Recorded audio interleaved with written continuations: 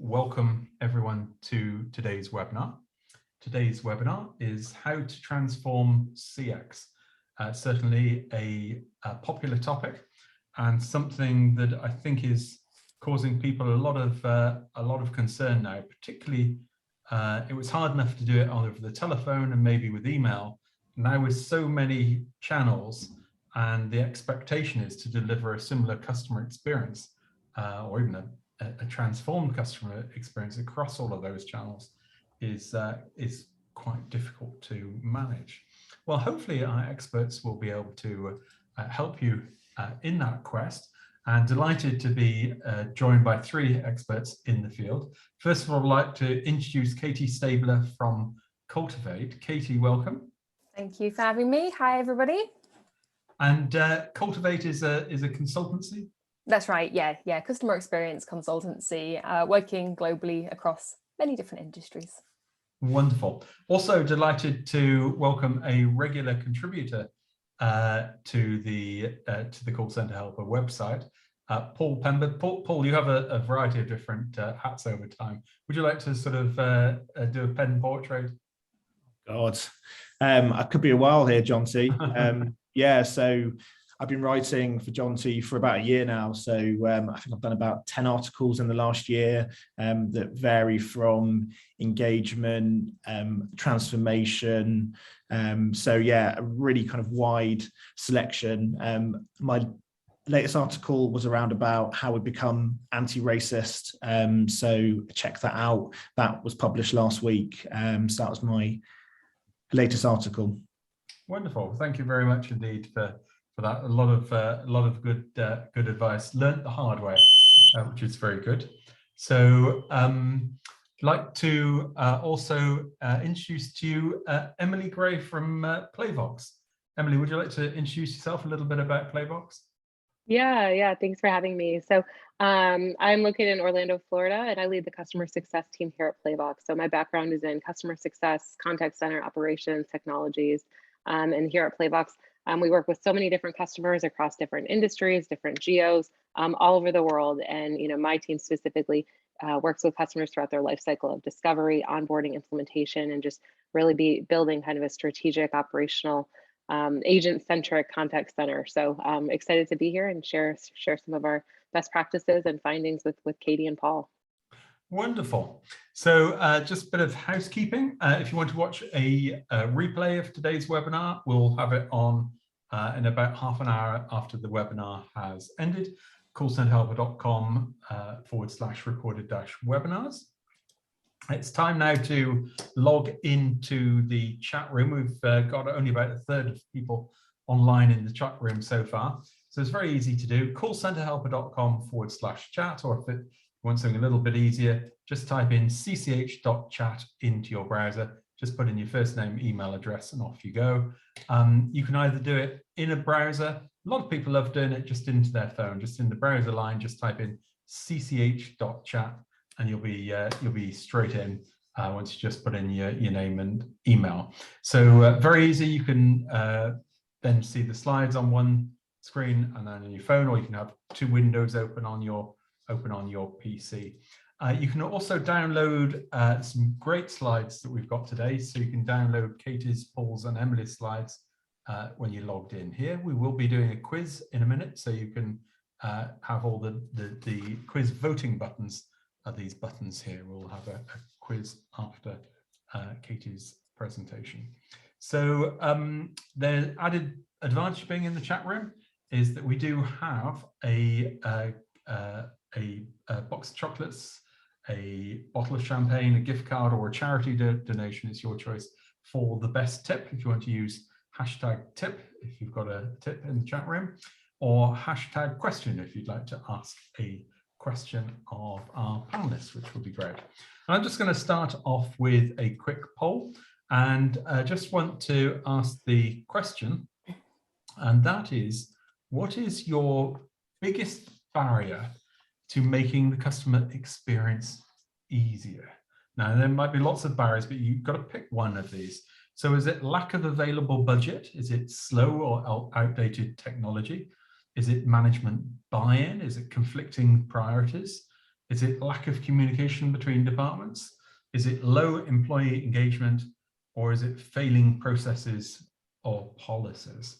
I know this is a tough one because you might actually be facing all of these, but which one would you say is probably the biggest barrier that you have to making customer experience easier? So let's just, I think we've got a couple more votes coming through, and I'll share the results here. Okay, this is interesting.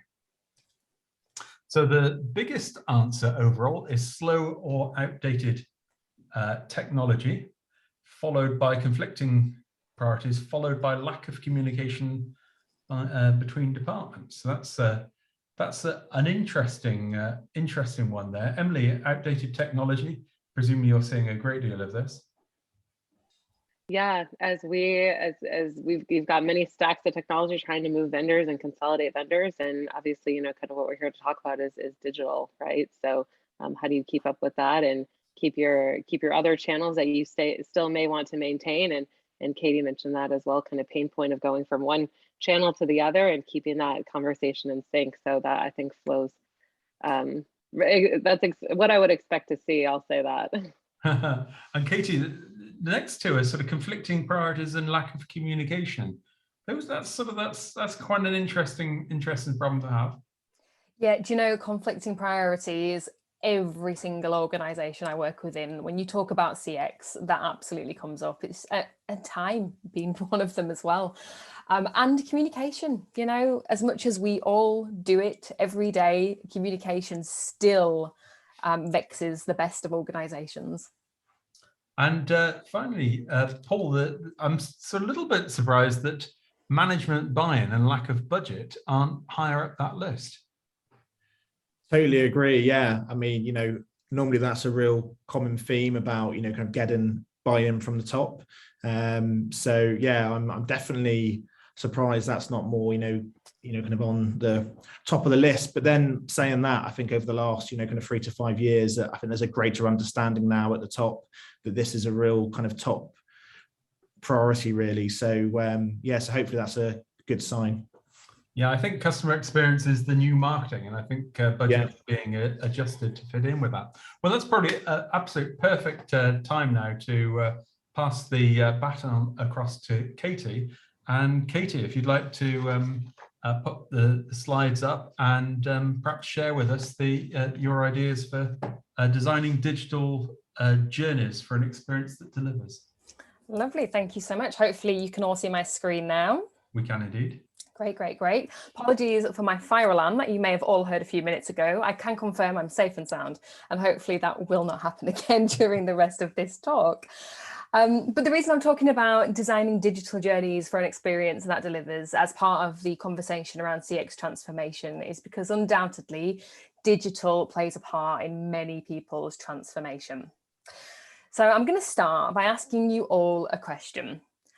When was the last time you had an interaction with a business that really made you feel something positive?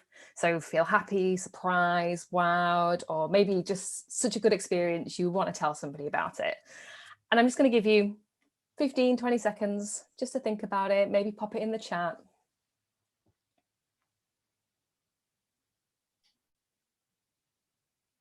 So I can see there's a number of people typing away in the chat room. Good. Whilst you're all thinking about it, I'm going to give you an example of a company that last made me feel like that. So this is a company called Fit, F-I-T. They're an online on-demand fitness app, and they're really great. I can talk about them for days. They've got an amazing amount of content. The experience is fun and gamified. The user interface on the app, on the TV is really well designed. The social community is engaging. There's so much. I'm a huge fan, you can probably tell. However, I'd never accessed their customer service before, but when I accidentally let my membership relapse, I subscribed on a monthly subscription as opposed to an annual subscription, which actually works out at double the cost. So here we go, first time contacting customer service, I get in touch with their team. Now, When I speak to them, I explain the situation and I'm hoping that they can rectify it. And I get a great agent called Gemma. She comes on to live chat pretty instantly, gives me a solution. It's a fine solution, but basically it tells me that I need to go into my settings, do it myself. I can change the subscription. I can move it to annual, but I'll still be paying for the month that I've already paid for. So I'm at a bit of a financial loss. It's okay. It's kind of what I expected. Didn't wow me, wasn't disappointing. It was all right. However, 8 minutes later, totally unprompted by me, I didn't respond to this chat. 8 minutes later, Gemma comes back to me and she offers me an alternative solution. And this time, the solution gives me a code, which makes me basically lapse my current subscription, start again with a new code. This time the code gives me a discount. Overall, it's not only cheaper because I'm on the annual subscription, it's even cheaper because she's giving me a discount. That's amazing. It's a much better outcome than the first outcome. So good that I went on to write some great feedback for her. I filled in the customer satisfaction feedback and hopefully made Gemma feel happy as well. Now, I'd really like to understand why Gemma did that, because actually the first solution that she gave me was okay. It would have met my needs, it would have been satisfying, but it wasn't wowing. I'd love to understand what went through her head, and I'd like to think she thought to herself, do you know what? I can do better, so I'm going to, and she did. Now, this really simple interaction made me feel happy, surprised, wowed, and hey, I am here telling you all about it. But why? Well, because when you design and deliver a digital experience, this is how you make your customers feel, and they need to feel success, satisfaction, and the real catalyst of brand loyalty is sentiment. So let's look at that a little bit more deeply. Katie, before we do that, we've got some answers to the questions on things that make people feel happy with their experience. Follow-up seems to be one of the topics there. Margaret said, we had a person from Office Depot delivered my desk, which was too big to fit in my car. They actually delivered it in their personal car after they were done with at work, which I thought was, that's pretty amazing.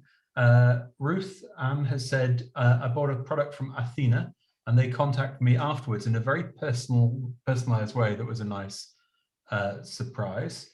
Alex said, I actually had helpful and friendly tech support from my electrical vehicle charger company, was Stan, so that's stunned. So that was actually perhaps just able to make the basics.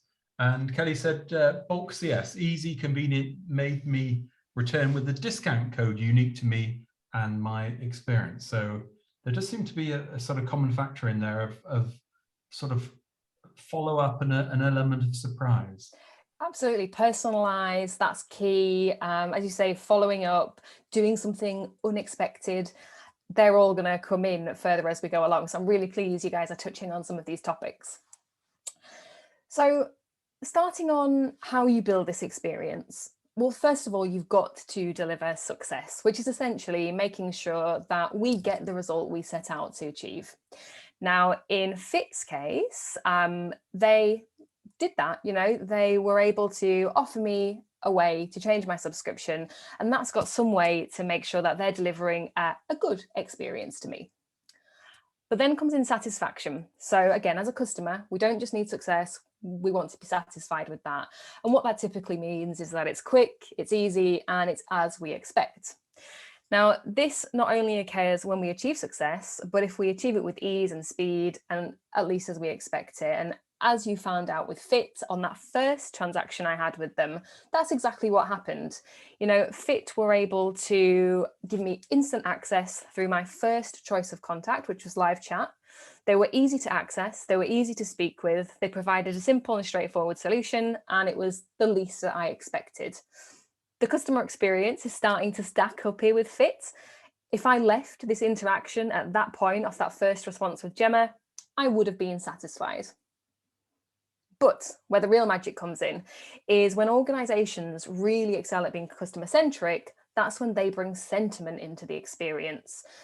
So it's an attitude, a thought, or a judgment that is coloured by feelings and emotions. And this is where we can start as an organization to demonstrate personalization, creativity, thoughtfulness, care, and a willingness to go over and above. And again, as with Fit, when Gemma came back to me with that second and unprompted bit of guidance and support, she displayed real sentiment. She recognized that she could do more. She treated me like a person as opposed to a number, a person with a problem. She got me. She understood what I was looking for without me really even needing to tell her. And then she got creative and did more than she needed to do. So this interaction, Gemma nudged me from satisfied to thrilled in just 3 small paragraphs and after just a few moments of time. But don't just take my word and my experience with Fit for this. According to research of Capgemini, customers who are emotionally engaged with a brand are 86% more loyal to that brand. They always think of the brands that they are most emotionally connected to. They're also 70% more likely to spend up to 3 times more with brands that they're emotionally connected to. And lastly, 80% of emotionally engaged customers will positively go out and advocate for this brand, just as I am doing for Fit. So you all know this, it all makes sense, but how can you actually design full sentiment in your digital transformation? Well, you've got to start with the basics first. These are basics, but they're essential. So just to go through each of these, anticipate need by being accessible where and when your customers need you. You know, it's great saying we're going to go off and do live chat on this channel, but actually if your customers are over here sat on WhatsApp, then you're not anticipating their needs. Be relevant, share information and services that your customers need and want. Surprise and delight, exceed expectations. Just like Fit demonstrated, this can come in small, low-cost ways. It doesn't need to be these big, huge, flashy things. And create belonging by being personalized and making your customers feel an affiliation to you. Make sure they're a brand that they want to be connected with. And then lastly, be uniquely you. Show your personality and customers will be more likely to emotionally invest. And when I say show your personality, I mean this on 2 levels, your brand level, your brand personality, but also you as individuals. Some of my best customer experiences have been with people who have spoken like humans and have demonstrated that they get me and they're good at their job and they have a personality. So be uniquely you and don't be afraid to do that. But there is one step further. So in order to really pull sentiment out, you need to try and include emotional motivators. Now, the Harvard Business Review conducted research that spans across hundreds of brands over dozens of categories, lots of different industries. And they found that it was actually possible to measure and strategically target the feelings that drive customer behavior. And they call these emotional motivators. And essentially, if you can inspire all of these feelings in your customers, they are more likely to be emotionally connected with you. So, for example, if you can inspire confidence in the future or enjoying a sense of well-being, these are all slightly more tricky things to do, but they're certainly within your remit. Feeling secure, you know, feelings of secure are fantastically demonstrated by being confident and being skillful. And if you can make that customer feel trusted, they're going to feel secure. A protective environment. I mean, we're going slightly into CSR here, so your corporate social responsibility. But if you can bring these to the surface and make them really visible and inspire customers to feel any one or all of, if you are reaching for the stars, all of these emotions, then they're going to be more emotionally connected to your brand. And as we talked through the statistics earlier, the more emotionally connected to the brand the customer is, the more likely they are to stay with you for a long time and spend more with you. So their customer value significantly increases. So that's me. Thank you very much. And if you have any questions later in the session, I'd be very happy to answer. Wonderful. Thank you very much indeed for that, Katie. And if you could just pop it into the chat room, what did you like best about Katie's presentation? I think there's some great points I've jotted down here. success, satisfaction, and sentiment. And that sentiment is an attitude, thought, or a judgment. And I guess the idea is that to take you from satisfied to thrilled. That's really what you're aiming to do. And if you want to design for sentiment, a couple of ones that stood out for me: anticipating needs rather than being reactive, and be uniquely you. I think that's one of the things that often in the contact center space, we often become, if you like, a factory of contacts, a factory of calls, a factory of emails. We have quality processes that take, did you give the customer's name, that sort of often can rob the individuality about it. But when people are calling you, it is often because they want to speak to a person. So being uniquely you, I think, is a wonderful advice there. We're going to jump across to the chat room and see what's been coming through. So we've got lots of tips and questions. So a great one here, Katie, I think ties in with some of the thoughts you had. Employee experience impacts or correlates to customer experience. I guess this is the sort of bears in mind, Katie, that this is a bit like happy employees equal happy customers. Oh, absolutely. I mean, they go hand in hand. Old Mutual are a brilliant example of this, where they did this really great employee engagement piece, which I won't go into detail right now because I don't have time, but they saw customer experience as absolutely saw, and that was an unintended benefit of the employee engagement piece of work that they did. Alex says it's easy to get lost in the weeds to improve customer experience. You have to listen to the customer to find out what they want. Paul, quite an interesting one, this. CSAT or NPS surveys, complaints, etc.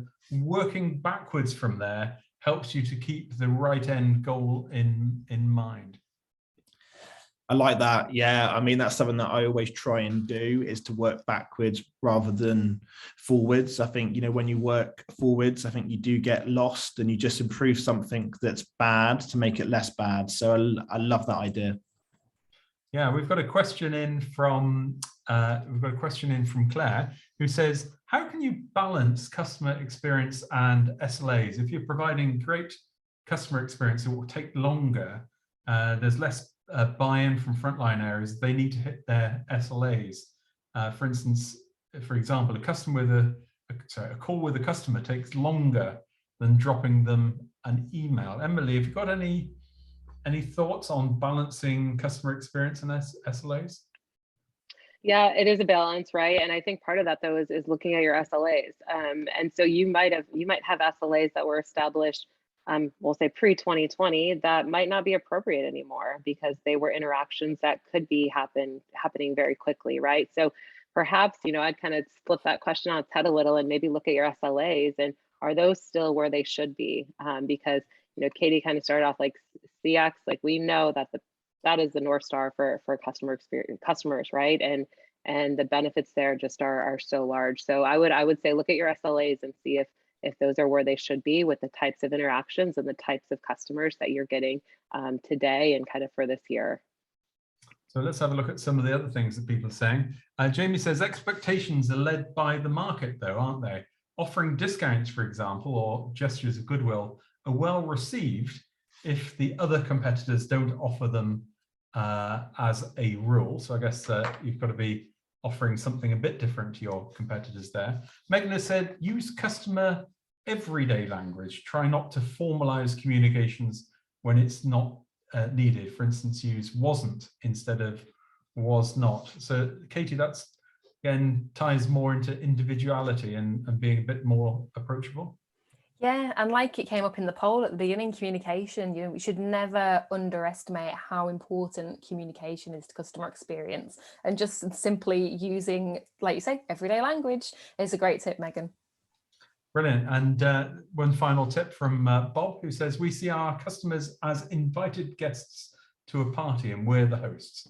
It's our job every day to make every important aspect of the customer experience a bit better. I think that's a great tip. And that's probably a good time to jump across now to Paul.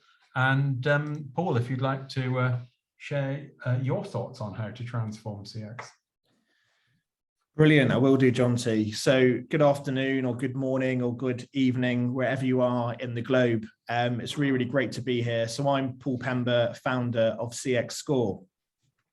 So in the next 10 minutes, I'm going to talk through a pick and mix of ideas to help you transform your CX. And, I currently use all of these ideas right now in my current role. So I'm currently interim director of CX at PA Housing. And for me, it's all about kind of real life, practical, tangible things that you can implement. And all the things that I'm going to share today, can be used in any sector, any organization, big or small. So I'm going to talk through 6 ideas. So I'm going to start with the 1% challenge. So this first idea is all about how we bring the concept of marginal gains to CX. So if you're not aware of marginal gains, I highly recommend you doing some research, but in simple form, it's the concept of consistent, regular, small improvements. And I think when we think about transforming CX, it's easy to go straight into some of the big things and the big tech changes and the 3-year plans. But for me, CX transformation can also be the small 1% improvements.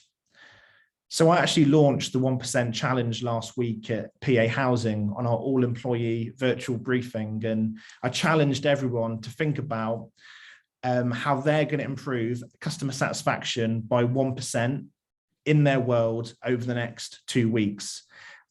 We set up a Teams channel, and already we've had over 30 different kind of ideas that people want to go and do. And I'm sharing it because it's a really great way to build energy and to ignite action. And I think, like probably many organizations, the last year or 2 have been pretty tough, and we haven't started this year with energy. So it's a really great way just to get people going and get everyone involved and thinking about CX. And that's about teams from HR, from IT, everyone's involved and everyone has a part to play. So interestingly, the second idea has been talked about already, which is really, really good. And it was the first tip that came in on the chat. And it's a really well-known idea, and employee engagement is one of the biggest drivers of customer satisfaction, with a general rule being disengaged workforce, kind of won't deliver for you. This is a really, really big point. And I think it's vital, though, to understand what are the factors that impact engagement.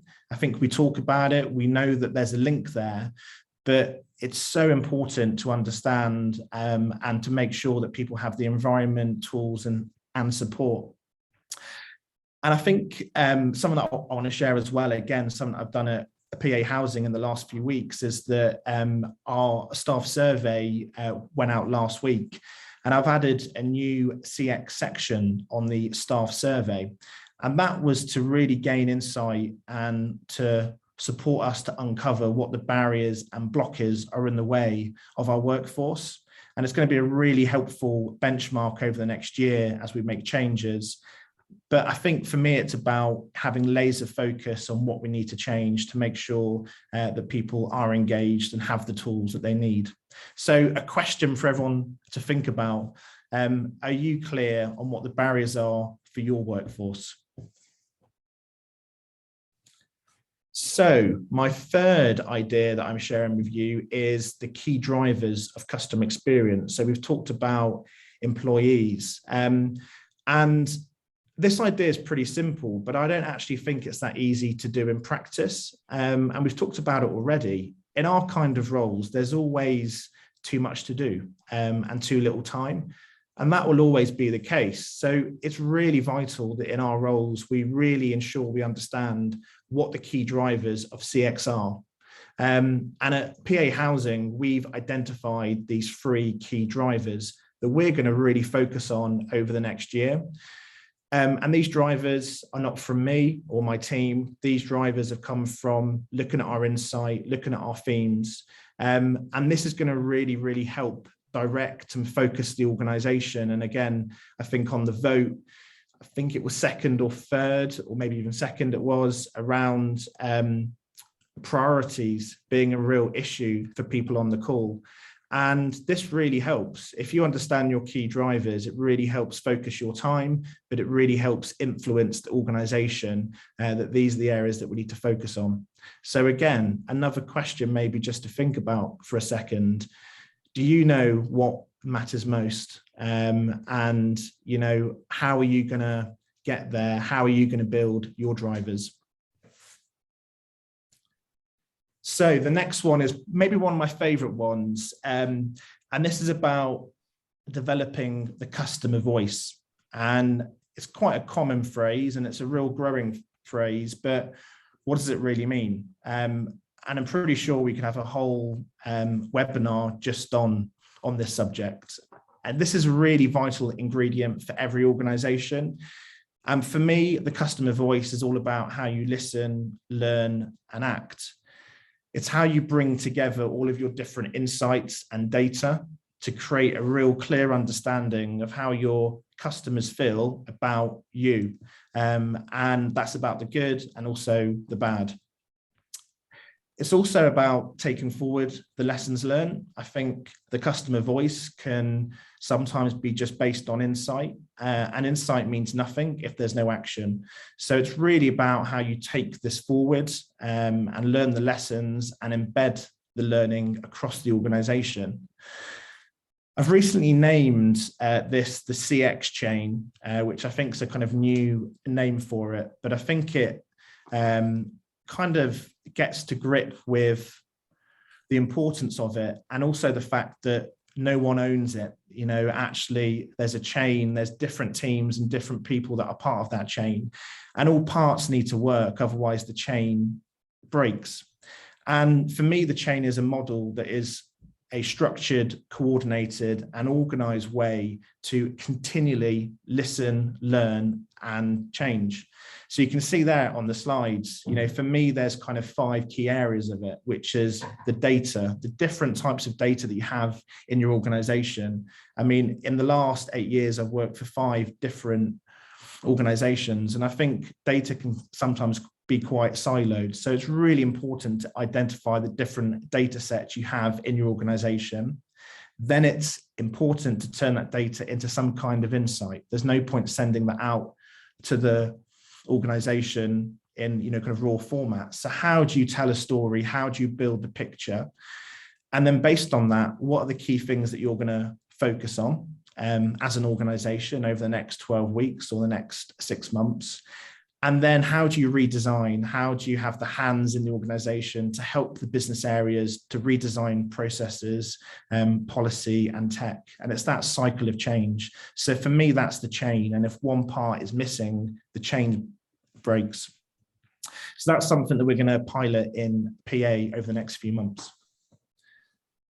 So my last few pick and mix ideas before I finish up. So the customer experience code. So this is all about the fact that it'd be great, wouldn't it, if we could be in kind of every conversation and every meeting in the business 24/7, but that can't happen, right? So this is where the customer experience code comes in. And it's basically a set of principles that is made through customer insight and understanding best in class.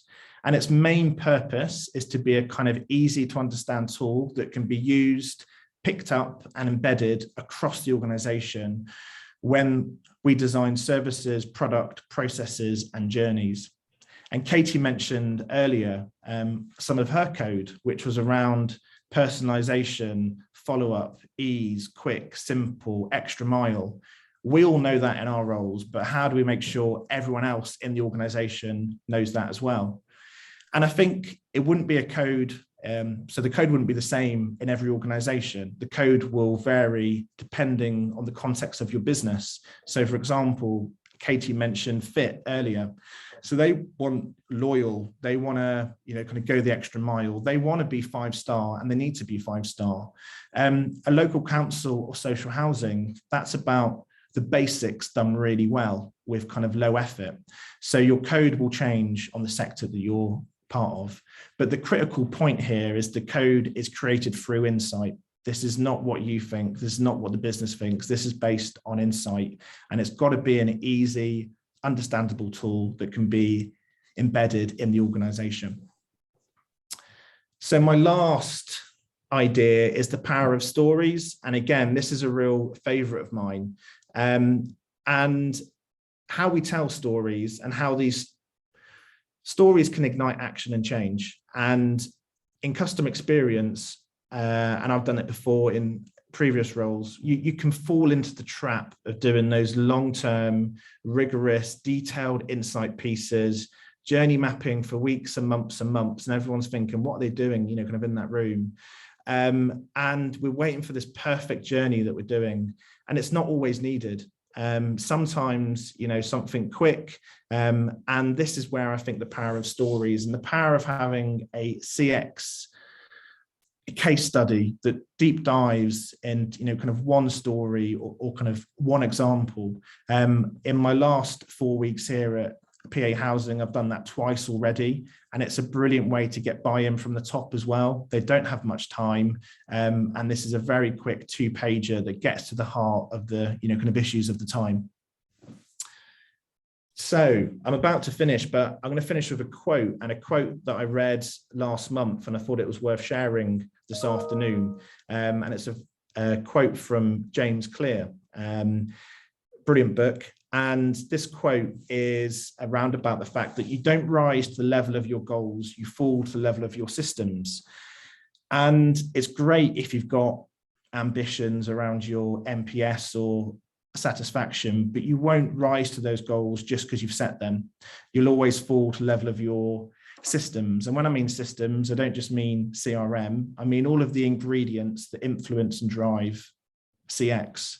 So I think it's critical for all of you to understand what those ingredients are for you, and to really pinpoint which ingredients are letting you down. So that's it for today from me. So thank you for listening, and happy to take any questions.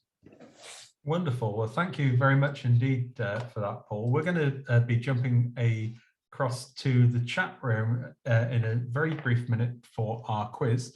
So if anyone in the audience not logged into our chat room, here's the address, callcenterhelper.com/chat or cch.chat. I'll let you dial in, and we're going to do the quiz. If you could also drop in what you liked best about Paul's presentation. Certainly there were some ones that I just loved in there, Paul. Marginal gains, challenge your team.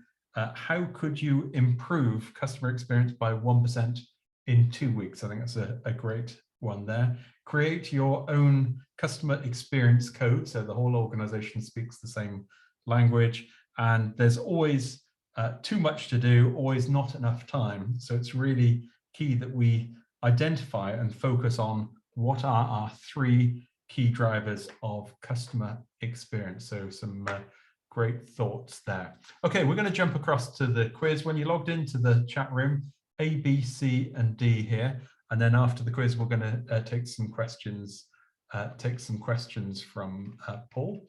So I think we've got less than half the audience logged in so far into the chat room. So callcenterhelper.com/chat if you'd like to join, and then you can use these buttons A, B, C, D to do the multi-choice answers. So first question for you: true or false?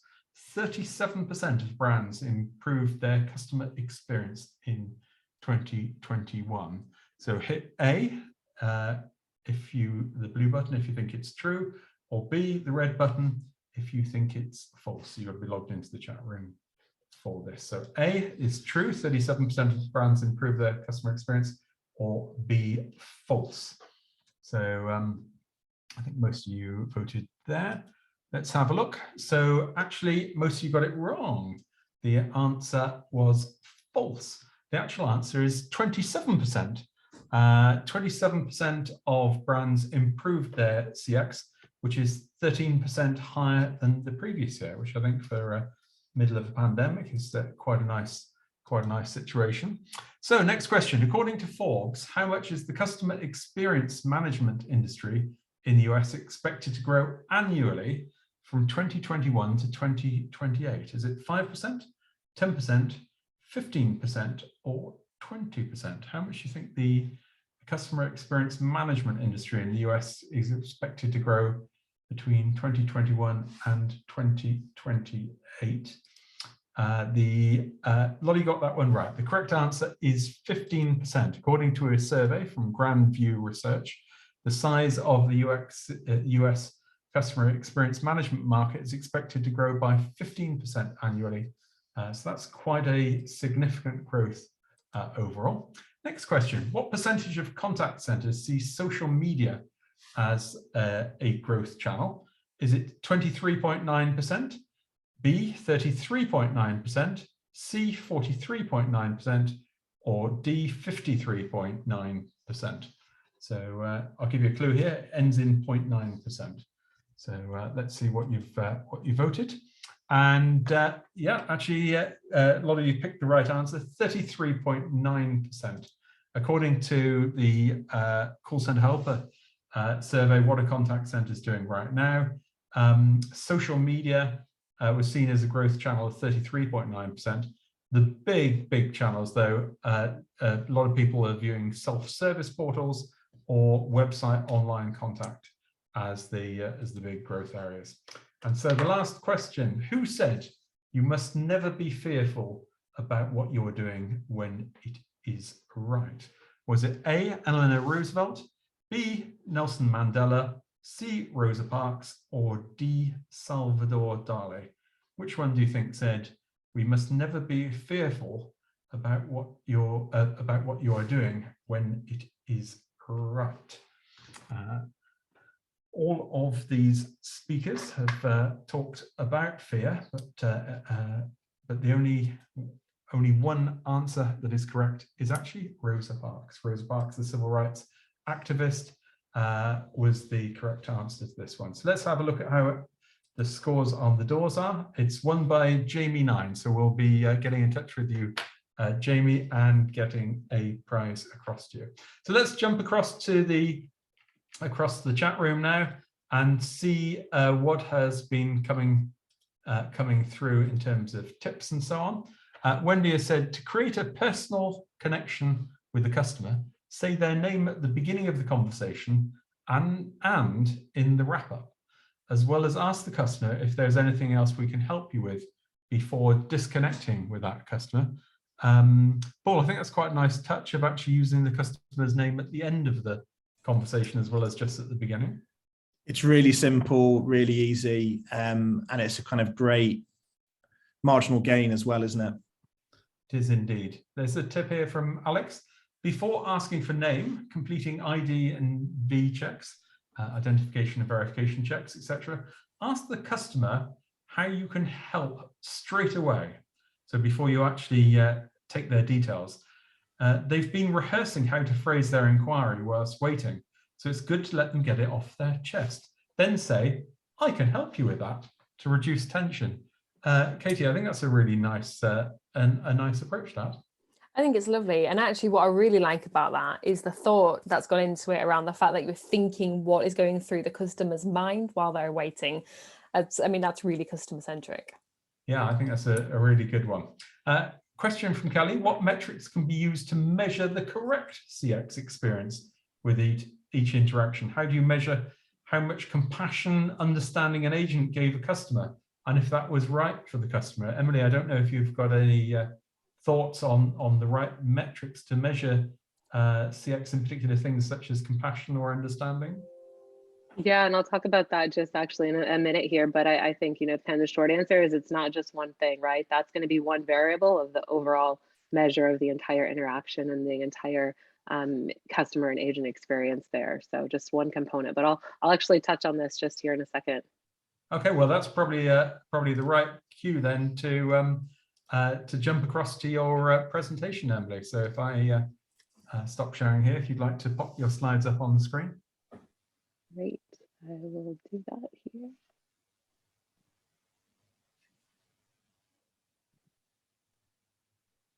All right, so let's get into it here. So we have talked about some of the experiences, right, that can really just wow customers. And so I'm going to build on that and talk about how your quality process can have a direct impact on your KPIs and really those business outcomes. So Over the next couple minutes here, I'm going to focus on these 4 objectives. First, level setting on what the data is saying.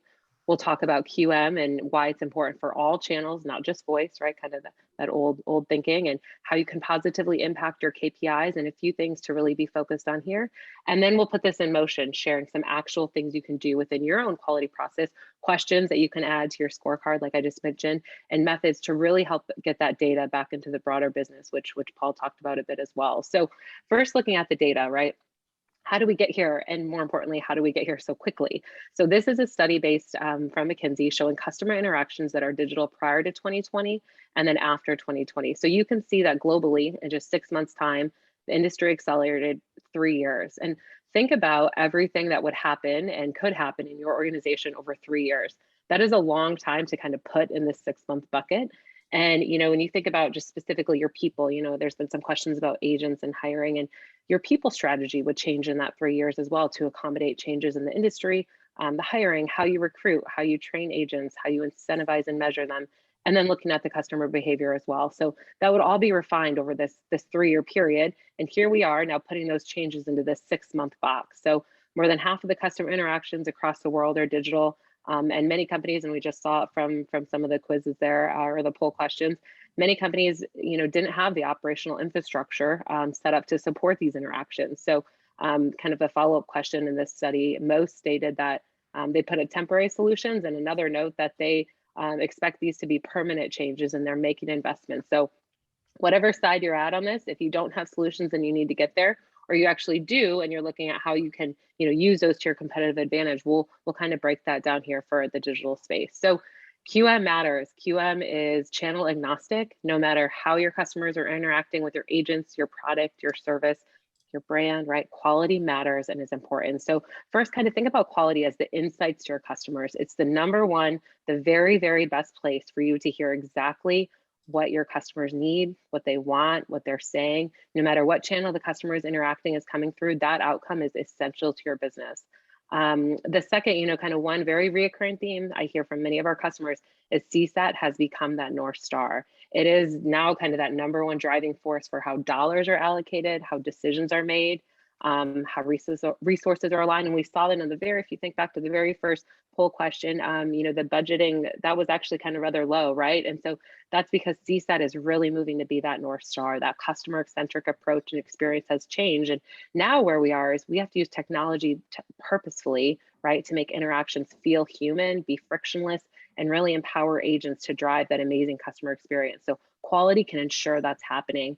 Quality can define and mold your recruiting and training process. Like I just mentioned, it can help identify skills that are needed for agents to be successful and really shape that recruiting profile. So that profile has changed over the last 2 years. Your QM process can help define what that looks like. And if you haven't done a recent assessment of the talent profile that from your QM results, that's a great place to start. Your QM process can help kind of create materials for new hires with onboarding, reducing that learning curve that can really lead to agent churn, especially when it's such a tough market right now to hire. When we hire, we want to keep those folks, and increasing agent effectiveness and also agent satisfaction and engagement. Those trainings should have evolved to reflect the type of interactions that agents are managing.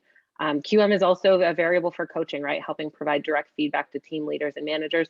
And of course, on the risk side, QM is always a large part of compliance and regulation. And we have continued to see that in the digital channel as well. So let's break down a few KPIs that you should be focused on in kind of this digital channel. So we're going to camp out here just for a second that will help kind of continue to drive that positive customer experience. So the first is revenue and sales. Revenue is generated from customers, and employees can have a large impact on that experience with the customer. Excuse me. Did they identify need from the customer? Did they respond to the customer's buying signals? And remember, this may look different and feel different in a digital channel than it would a traditional voice channel. Think about, length and what a buying signal looks like in that digital interaction. That's going to span a longer period of time. Did they offer relevant solutions, relevant options?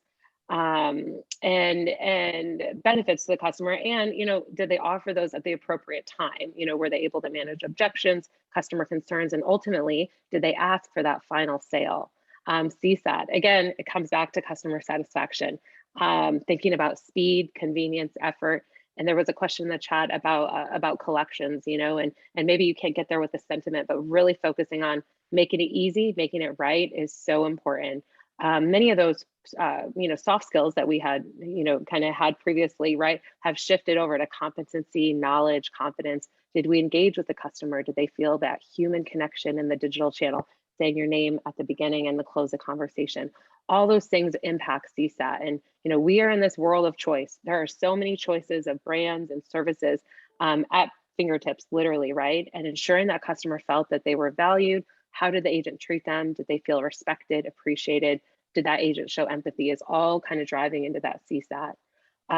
First contact resolution, right? Still an important metric to measure. Meeting that customer in the channel that they are, the channel that they choose, being able to deduct why the customer is contacting you, giving confidence that they can help, the agent can help resolve, proper hold procedures. And this is an important aspect in an environment where you cannot physically see or physically hear who is on the other end. So making sure that the agent's doing appropriate check-ins, transfers, being thorough, really eliminating that need for an additional contact, which is important to look at the full life cycle of the customer interaction. So if a customer did make 2 contacts on the same issue, both of those interactions may have a high quality score or a high CSAT. But if you're not getting the real data behind it, you're not really measuring kind of that full picture. And then average resolution time, right? That goes hand in hand. What are your goals and targets for average resolution time?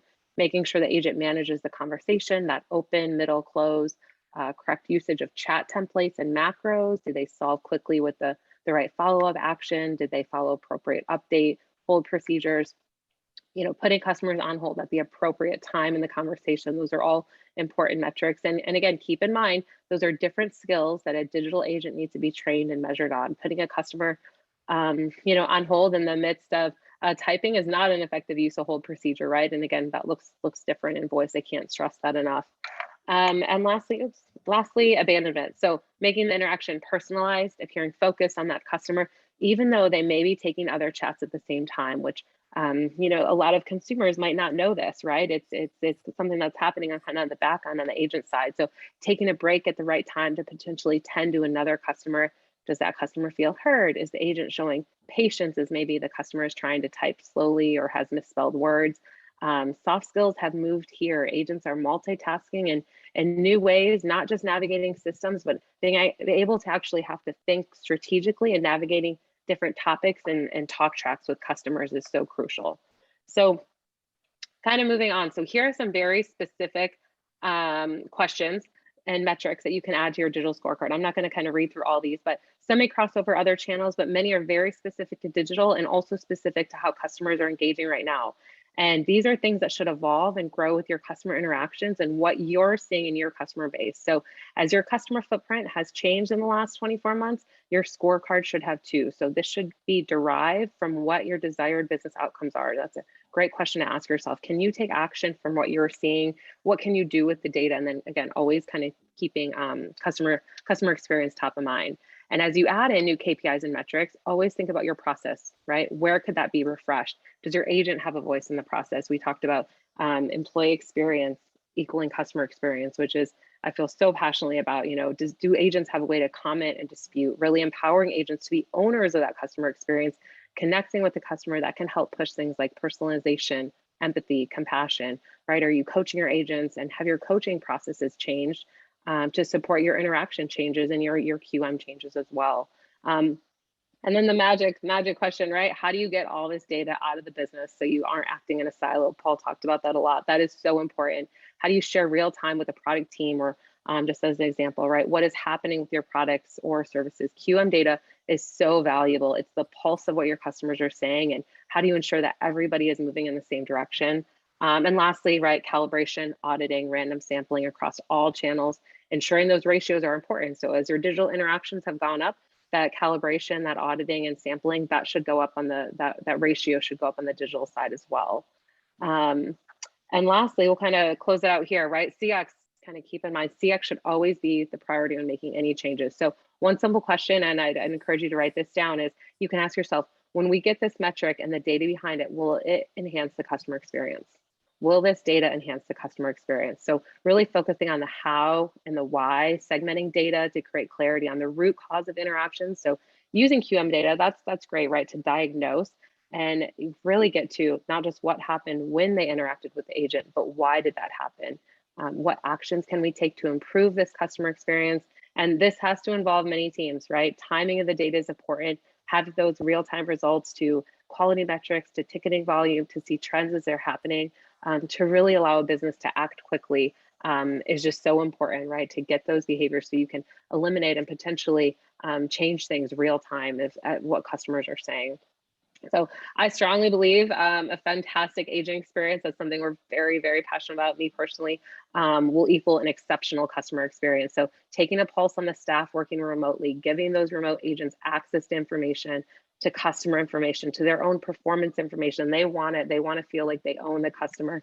You know, measuring agent satisfaction is just as crucial when we talk about kind of this digital movement and kind of what's happening. It's not just impacting customers, but it's impacting agents as well. So I'm going to pause there and pass it back to you. Right, you're on mute, Jonty. Thank you very much indeed for that, Emily. Some great points that you've raised there. Certainly, CSAT has become the new North Star and should guide your overall approach. You need to revamp your scorecard. A great question there, I think, is: did the agent show respect, empathy, and sincerity? I think is very important. And metrics: will this metric data enhance the customer experience, or is it being measured for different reasons? I think there's some great stuff there. So thank you, Emily, for that. Let's jump across to the chat room and have a look at some tips and questions from the audience. Margaret said, think about a different opening. We're using thank you for calling company name. How can I make your day better? It really seems to make the customers pause before they're jumping in with the issue. Katie, what's your thought of that? How can we make your day better? I like that. It's really specific. And you know what? I would actually be really impressed with that. When I get an agent who you can hear joy and happiness in their voice, that makes a whole difference. So a statement like that is nice. Yeah, I think that could really reframe the whole conversation. Dan says the biggest bear in CX at the moment is that after 2 years into the pandemic, some companies are still stating that their response times are longer, etc., due to staff shortages. Surely companies would have adapted by now. This should no longer be considered an acceptable excuse, Paul. I think that that's wearing a bit thin by now. I think it is wearing a bit thin, and I think it's a bit woolly as well. I think if you're having issues, you need to be honest with them and actually say what the issues are. So, you know, that's quite a, as I said, woolly and vague sentence. So I think if you're having issues, I think it's good to say what they are.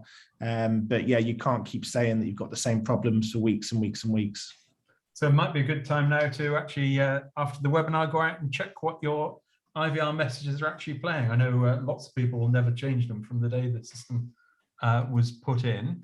Nafisa has said, what can you do if the employee engagements active in your organization have no positive impact? Katie, I think if their employee engagement activities are not having a positive impact, there might be something wrong with the activities. Yeah, I would 100% go back and ask your employees why. What is not resonating, what is not working, because something will work. You're just obviously not quite getting what your employees need. Indeed. So let's have a look at one quick last question. Without a clear vision and business-derived strategy, companies can often struggle to develop a cohesive journey to boost the CX. And Emily, might be interested in your thoughts. How can business users best utilize their experience to help challenge and shape the business strategy and innovation? Any thoughts on that, Emily? I would use data. I would not overthink it. You know, Paul kind of said you waste a lot of time building this whole life cycle and many teams and work goes into it, but create a 2-pager showing the data, like what customers are saying. And that's something that people, you know, other business units, they can't argue with. So use that data to help shape that strategy. Okay, well, I'm afraid we've reached, that's all the time we've got for today. What did you like best about today's webinar? If you could just drop a couple of words into the chat room. We always like to see what you like best, what are the points that you're taking away. Let's have a look at what the winning tip we've got. The winning tip is from Becky8, who says, create a customer listening path. Decide what you want to know and plot these against your customer journey. What do you hear? Focus on these things and you'll notice a reduction in complaints and contact volumes if you remove friction. I think very salient points there. So if you could just, as you close down, fill in the little post webinar survey would be great. We'll have the replay available in about half an hour's time. And we're back next week looking at building flexibility into schedules. Just like to thank our 3 speakers. Katie, thank you for joining us today. Thank you very much for having me. It's a good session, really interesting. Wonderful. Paul, thanks for your advice as ever. Thank you, Jonty. And Emily, thank you for joining us as well. Yeah, thank you. And please feel free to connect with me on LinkedIn for anybody that is here listening. So wonderful. We've got all the LinkedIn details on the speakers page. You can access through the download webinar slides page of the chat room. So thank you, everyone. And we're back this time next week looking at schedules. Thanks, everyone. Thanks for your time. Have a nice afternoon. Bye-bye.